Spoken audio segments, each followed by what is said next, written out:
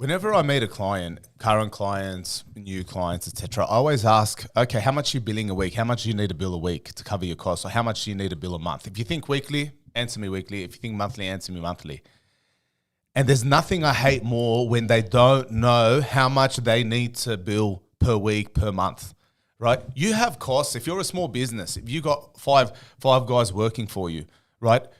We have to pay their wages and their super and their workers' comp, and you have to pay the rent, and you got to pay the overhead, etc. You need to know how much you got to bill a day, right? All right, if you're running a plumbing team, you pay your plumbers whatever $400 a day, right? You know, you need to get $1,000 out of their labor plus material for it to be an actual business to pay your overhead and their truck and the rest of it.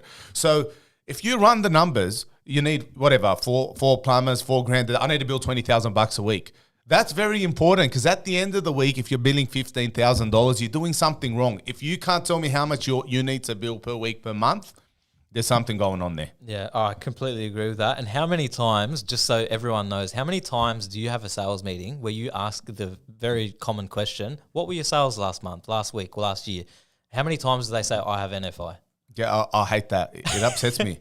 Look at your damn numbers. A lot of the time you have the numbers in front of you, right? Yeah. But people are scared. They're intimidated to look at their own numbers. It's not hard to pull up your own profit and loss, provided, you actually do one. Yeah, agreed. Right? Do it. Don't be intimidated. Do it and make sure you're hitting your goals. Why am I in business? Sometimes to make a wage. So many people I know, I swear, they run a business, they wake up early, they work hard to pay these employees that are barely even working. Yeah. No, give them a kick, set a goal, make money, right? Otherwise, quit your business. If you're not driven, you're not made for it, quit it and go get a job. 100%. Very, very good. And you should get an accountant, by the way, who's not scared to tell you that. If your accountant isn't telling, if you've made 50 grand a year in salary over the last 5 years in your business and your accountant has not at least sat down with you and had the conversation of where are you going with this business? What is your profitability? How are we going to get you to earn more money? Or should we just consider you going and getting a job because we care about you and your well-being? I think you might not have the right accountant is the honest truth. Absolutely. Jacob, can I say this? I have sat down multiple times where clients have come to me, oh no, the world is ending. We need to go into liquid. I can't afford my debt. All right, maybe liquidation, restructure. We've got to talk through it. But I sit there and I go, what's going on with this business? Let's have a look at it. And I get a pen and I cross out people's names, right? I have fired. So there's a lot of people who've lost their job because of me. Yeah. But you know what?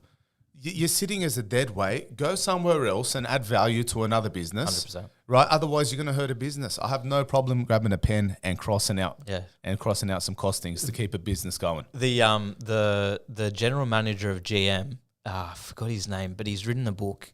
He's a world class. The Japanese one? The Japanese name? No, right. He was an American bloke. He wrote a book, and one of his core principles is every single year he used to fire the bottom 10% of the workforce or performers. And he used to advocate that it was actually, it sounds very negative, firing 10% of your bottom performers, but it's actually liberating not only for your business, but for the people who are in that bottom 10%. Because if you're on the bottom 10% of the business that you're working for, you may be better deployed somewhere else and you may end up finding your passion somewhere else, not necessarily, Jack Welch is his name, not necessarily in the business you're working in.